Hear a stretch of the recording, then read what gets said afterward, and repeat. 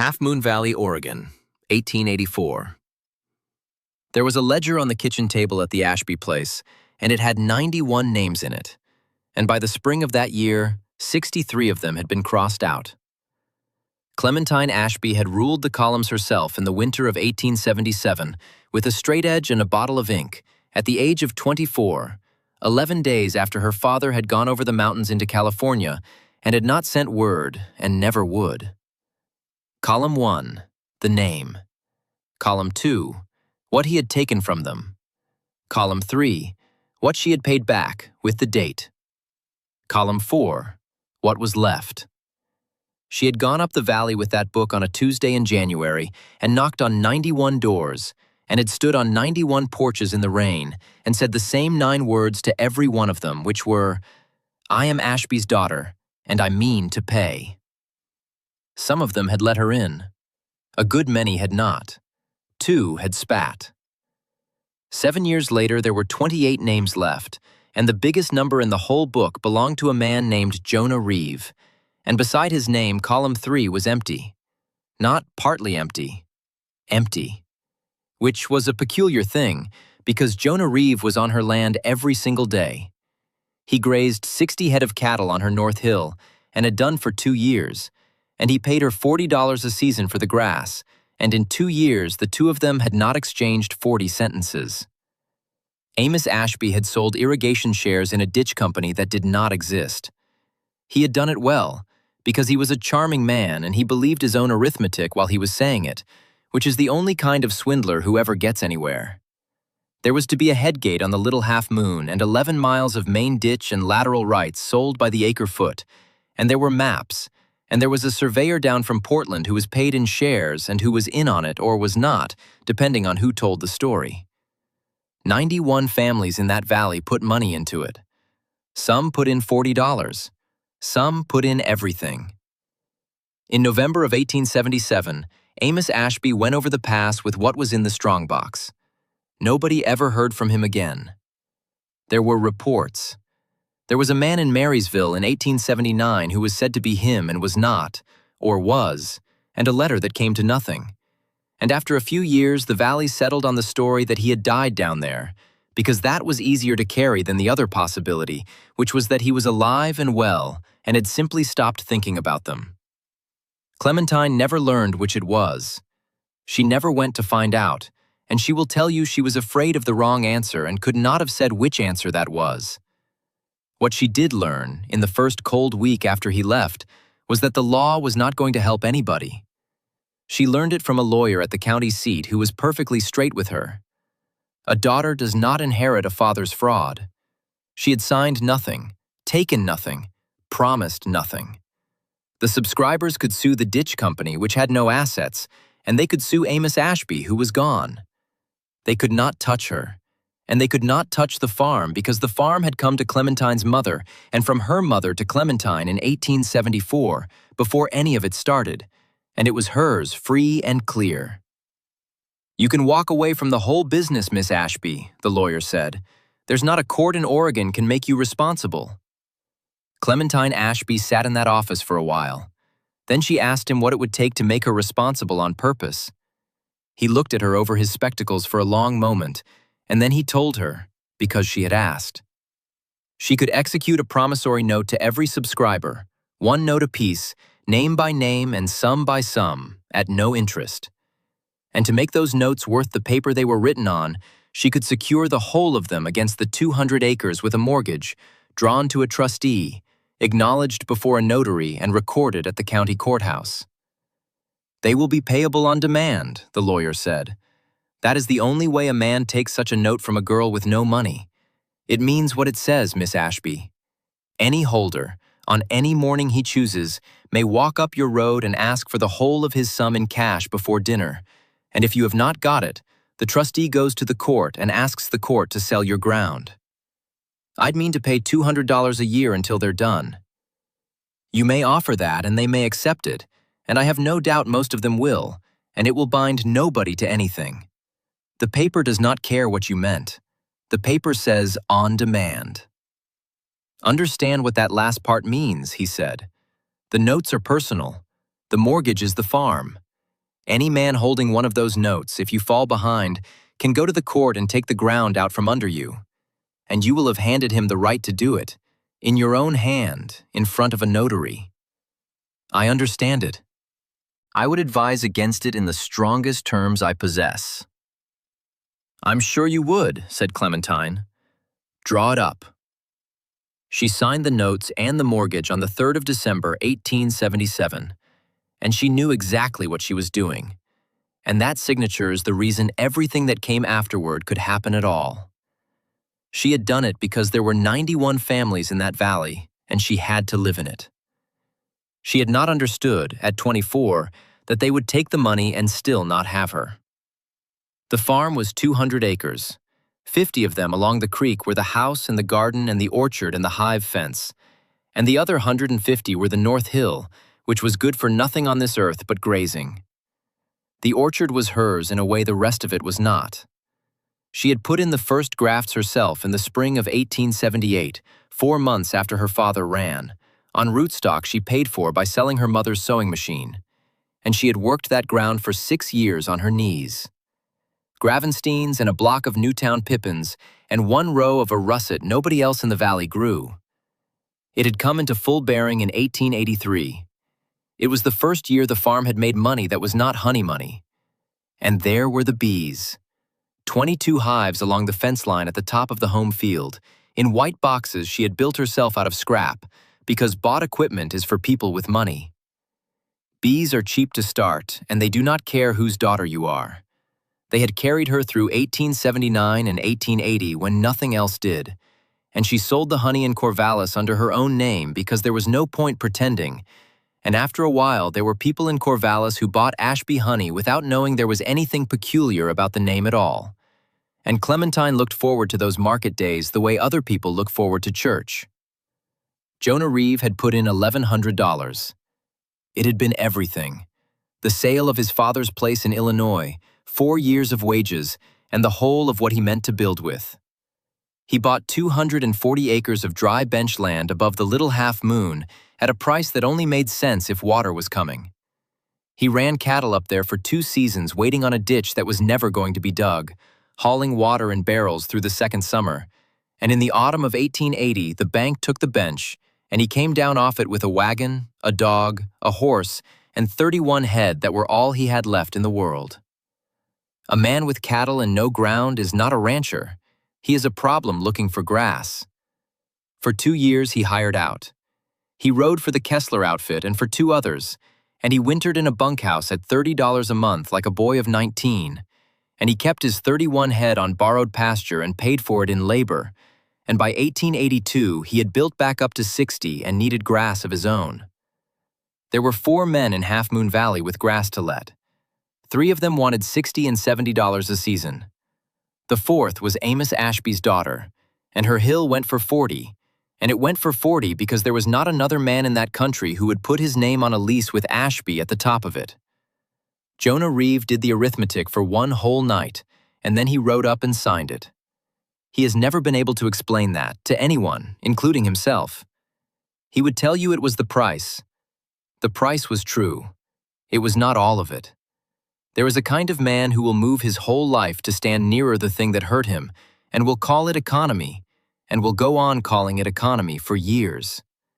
The other thing Amos Ashby cost him was Sarah Pike. They had been 3 months from marrying. Her people had not forbidden it in so many words. They had simply pointed out reasonably at the kitchen table that a man with no land and no water and $1,100 gone is not a man a girl marries, and Sarah had agreed with them, and she had told Jonah so herself in the yard, kindly, which he found a good deal worse than if she had been cruel about it. She married a man from Albany in 1881, and she was still alive and still in the valley, and he saw her perhaps 4 times a year. That was the thing Jonah Reeve carried. Not a death, a leaving. And what he could never work out was where to put it, because there was nobody to blame and nothing to visit. And so, it stayed exactly where it was, at full strength, year after year, and he got used to the weight of it, the way a man gets used to a limp. He fed it. He would not have used that word, but he fed it. Twice in 7 years, Clementine had ridden up to the North Hill to speak to him about the ledger, and twice he had seen her coming and had turned his horse and gone the other way over the shoulder of the hill, at a walk, so that neither of them would have to pretend it was anything but what it was. Then, on the 4th of April, 1884, a heifer of his got into her bees. It was the gap at the corner post, and it was nobody's fault, and it was going to happen sooner or later because cattle and hives do not belong within a quarter mile of one another. She was a red heifer of about 800 pounds, and she went along the hive line rubbing on the boxes the way cattle will rub on anything that stands up, and she put over 3 of them, and by the time Clementine came out of the honey shed at a dead run, the heifer had her whole head in it. An animal stung that badly does not stand still and consider. She came through the hive fence and took 40 feet of it with her, and went down the home field toward the orchard, bawling, half-blind, swelling already across the muzzle. Jonah Reeve was on the hill, and he came off it fast. He came down the slope at a long trot and let her run herself out along the bottom, and he did not chase her into the trees, because a man who chases stock into an orchard is a man who wants to lose an animal and a horse together. He cut across and got ahead of her and turned her, once, twice, and on the 3rd turn he put a loop on her heels and set his horse back and laid her down in the grass as gently as 800 pounds of terrified cow can be laid down, and was off and had her tied before she stopped moving. Clementine arrived a moment later with her sleeves already rolled. "Let her lie," Jonah said. "She's done." "She's not done, she's swelling. If she lies, she'll go down in the throat and we'll lose her." Clementine was already on her knees at the animal's head with a knife in her hand. "Hold that." He held it. She did not pull the stingers. She scraped them off sideways with the flat of the blade, all along the muzzle and inside the ears and around the eyes, dozens of them, fast and without a wasted motion. And she talked the entire time in a low, flat voice that was not for the man and was not really for the cow either. "Water," she said. "The trough, not the creek. The creek's too far. Wet your hat." He wet his hat. They worked on that heifer for the better part of an hour, and then they got her up and they walked her, one on each side, up and down the bottom of the home field in the April sun for another hour, because an animal in that condition must be kept on her feet, and there is no way to do that but to walk beside her and make her. At the end of it, the heifer stood on her own with her head down, ugly and alive. Jonah Reeve looked at Clementine Ashby across the animal's back. There was mud to her elbows and one side of her hair had come down entirely. "Where'd you learn that?" he said. "Off myself," said Clementine. "I've been stung 900 times. You learn what it does."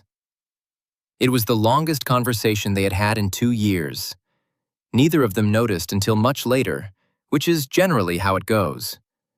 3 days after that, Jonah moved his salt.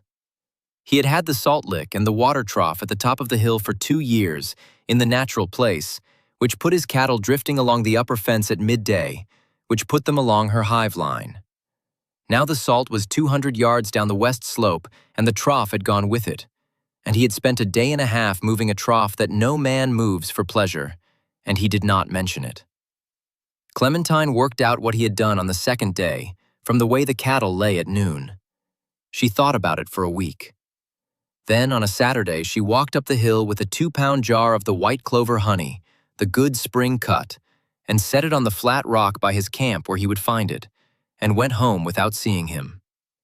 He found it that evening and stood looking at it for some time, and then he put it inside where the sun would not get at it, and did not open it for 2 months, and could not have told you why. Toward the end of that month, they got into the habit of the fence. It came about because a lease has business in it. There is always a post down, or a question of water, or a calf on the wrong side, and so perhaps twice a week, in the last hour of light, Clementine would walk up the home field and Jonah would ride down, and they would stand on opposite sides of the top wire and settle whatever it was in about 4 minutes, and then, more and more, not go. "That's a poor line of fence," she said one evening. "It was my father's." "It's a poor line of fence," Jonah agreed. "You could say the rest of it." "There's no rest of it. The man built bad fence." He looked out over the hill. "I'll not pretend he was a devil, Miss Ashby. He was a fool with a good coat on. Devils you can hate square and be done. Clementine put her hand on the wire. You had 240 acres, she said, up on the bench. I've never once heard you say a word about it. Jonah was quiet a while. There's a bench of ground up there with about 4 inches of soil on it and rock under that, he said at last. In the second summer, I hauled water to 60 head in barrels from June to September in a wagon, 4 trips a day. I knew by the middle of July there wasn't any ditch coming. Anybody would have known. He shifted in the saddle. I hauled water for 11 more weeks anyway. That's the part I've never said to a living soul. Not that I lost it. That I knew. And I went on hauling. Clementine Ashby looked up at him. I knocked on 91 doors, she said, and I've been paying for 7 years, and I could have walked away from every dollar of it, and no court in Oregon could have said a word to me. I have never told anybody that either. They stood there in the last of the light with a bad fence between them. Then Jonah Reeves said, "Well," and turned his horse, and that was the whole of it. And both of them thought about it that night. Vernon Tate began buying paper in May.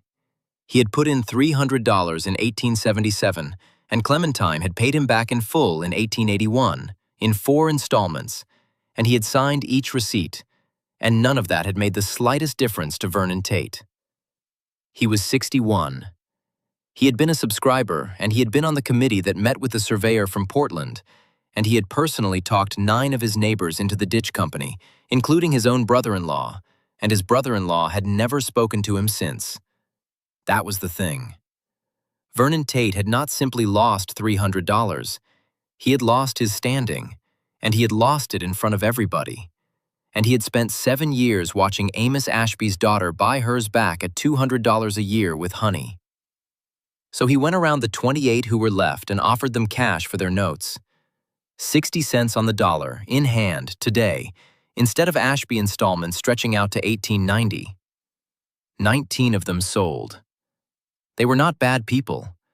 19 families in a valley in 1884 were offered 60 cents today instead of 100 cents over 6 years from the daughter of the man who had robbed them. And 19 of them took it, and most of them felt poorly about it for about a week. By the middle of June, Vernon Tate held 19 notes against Clementine Ashby, totaling $4,140, every one of them secured by the same recorded mortgage. 63 people had held one of those notes and let her pay it out at her own pace. 28 more were doing the same. Not one of them in 7 years had ever read the words at the bottom out loud, because they were decent, and because it had not once occurred to a decent person to do it. On the 16th of June, Vernon Tate came up the Ashby Road in a buggy at 9 in the morning and did not get down out of it and handed Clementine a paper across the wheel. It was a demand. 19 notes, named and numbered, $4,140, payable in lawful money at the Ashby place before 6 o'clock that evening, as the instruments provided. Clementine Ashby read it twice, standing in her own road. "You know I haven't got it," she said. "I know what the paper says," said Vernon Tate, and turned the buggy around. She had until 6. She did not have $4,000 in June, and would not have had it in any month of any year of her life. He gave the trustee notice of non-payment on the 17th, and the trustee filed to foreclose on Monday, the 23rd of June. Let me step out of the story for a moment.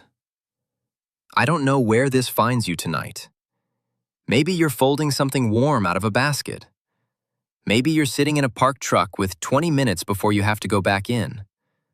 Maybe the house has finally gone quiet, and this is the first hour all day that has belonged to you. If Clem and Jonah have earned a little of your evening, tapping that like button helps this quiet corner keep its lamp lit. And tell me down in the comments the name of the town you're listening from. I read every single one. Now, back to Half Moon Valley.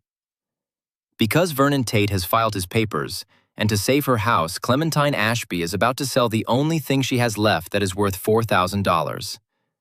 Which is the hill. Which is the grass. Which is every animal Jonah Reeve owns in the world. She did not hide, and she did not hire a lawyer to delay it, and she did not go to any of the 19 and ask them how they could.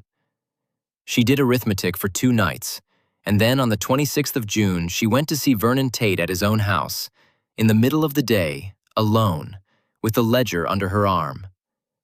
He did not ask her to sit down. She had not expected him to. "You hold 4,140, she said. "I've had the figures off the clerk. I'm not here to dispute $1 of it. I signed the notes and I signed the mortgage and I knew what I was signing." "Then we've nothing to discuss. We've one thing."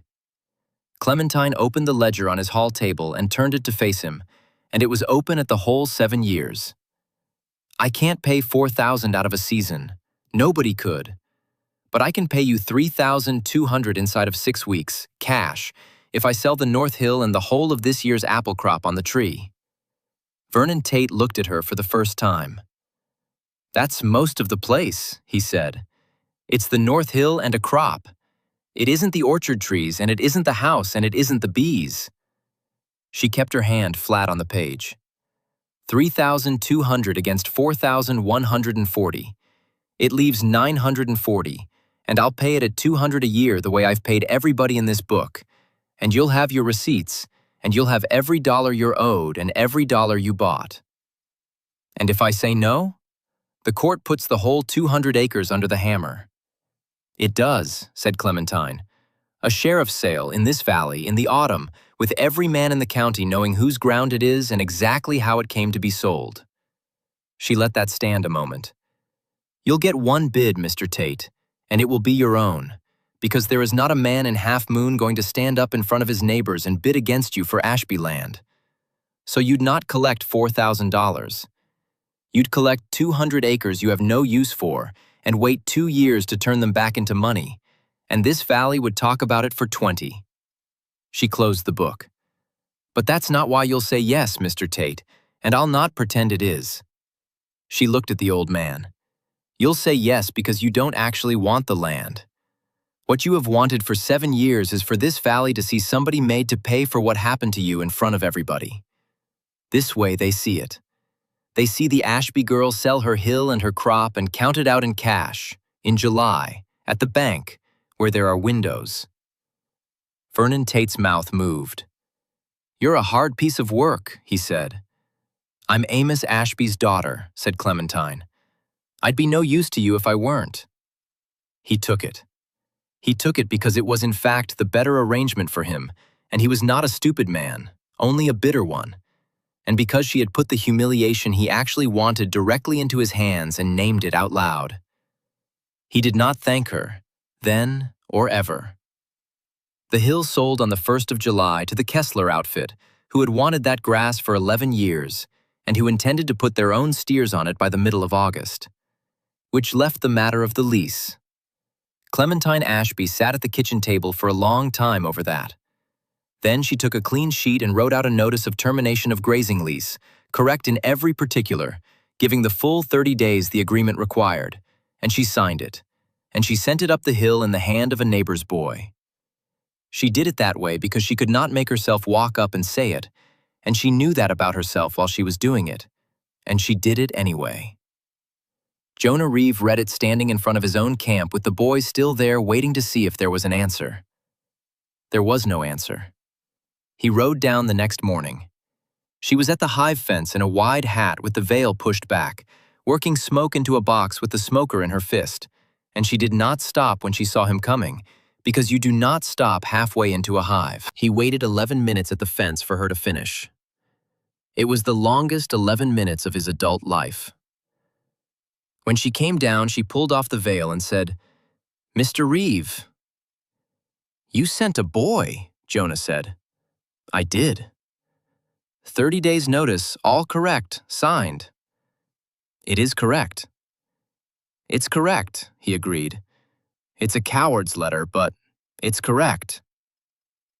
Clementine Ashby set the smoker down on the post, and did not look away from him. "Yes," she said, "it is." That took the legs out from under whatever he had written down there to say, and they stood in the July heat for a moment with nothing between them but the truth of it. "Where do they go?" she asked. "Your cattle." 20 of them go to the crossroads on rented ground at a price I can't carry past Christmas.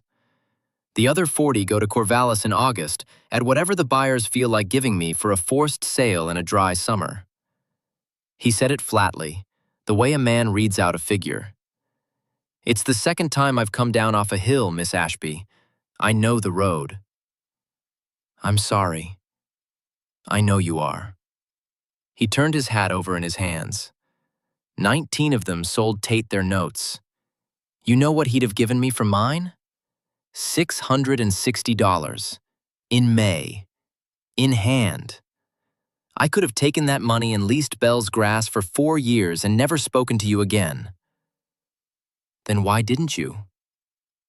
And Jonah Reeve, standing at a hive fence with his hat in his hands, found he had ridden down there to say a thing and could not get at the front of it, and so he came at it sideways, which is how the truth usually arrives with men like him. "Because then it'd have been Tate's," he said.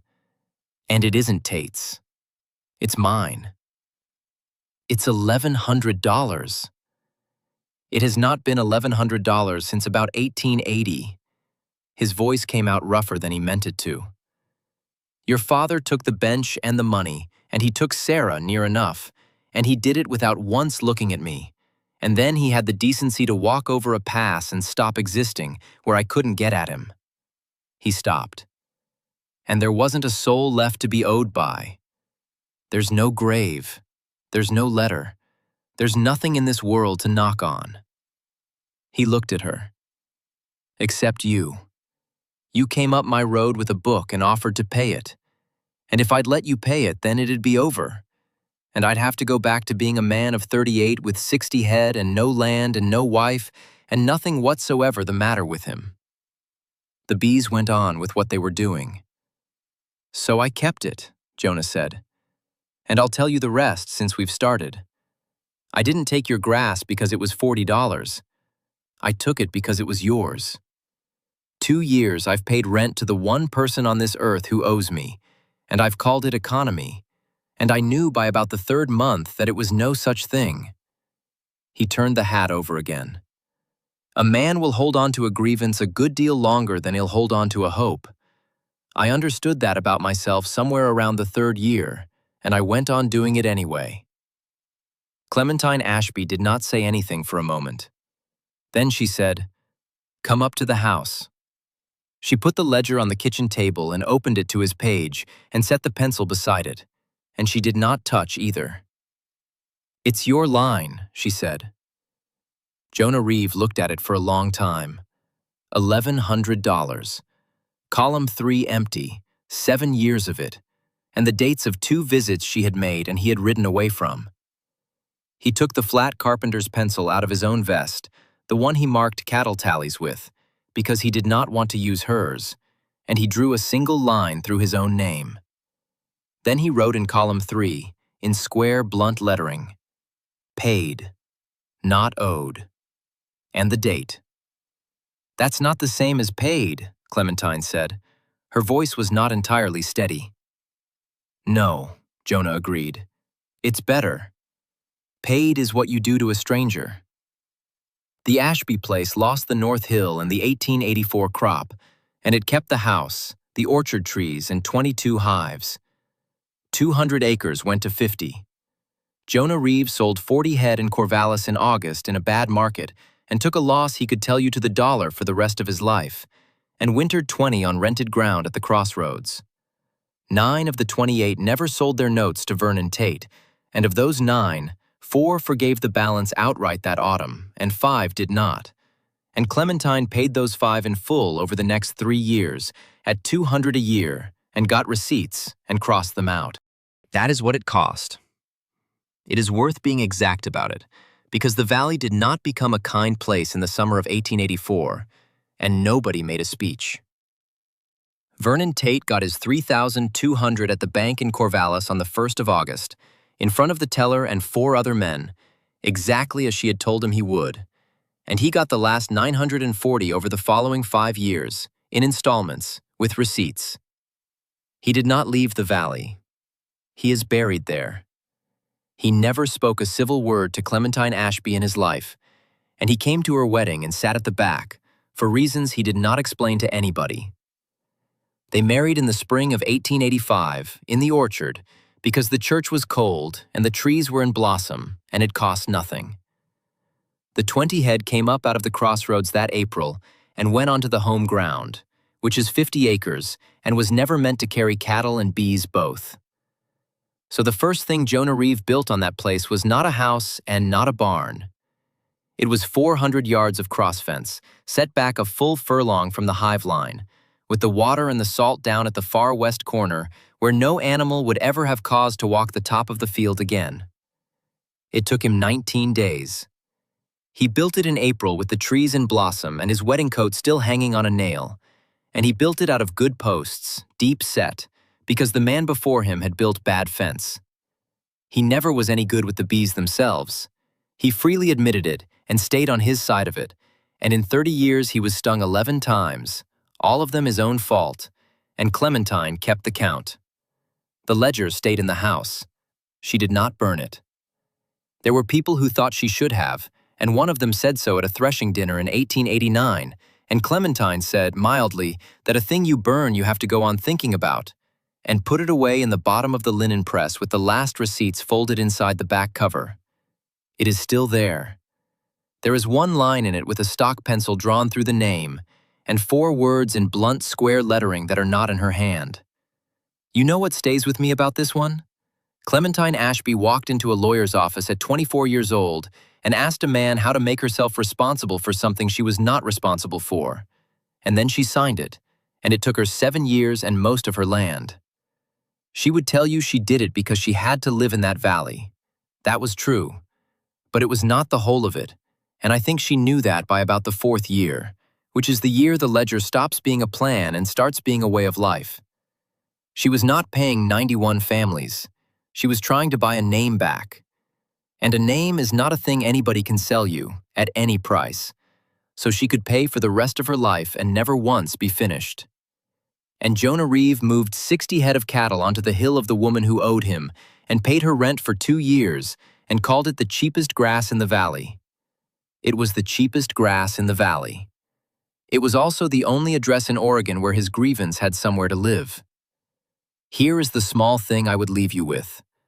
Some debts are meant to be paid. Some are only meant to be set down. And the hard part is that they feel identical from the inside, and the only real difference is what happens to you while you carry it. If you have been carrying something for years and it has begun to feel like company, that is the one. That is the one to put down. Thank you truly for spending this evening with me. Until the next trail, friend, leave the porch light on.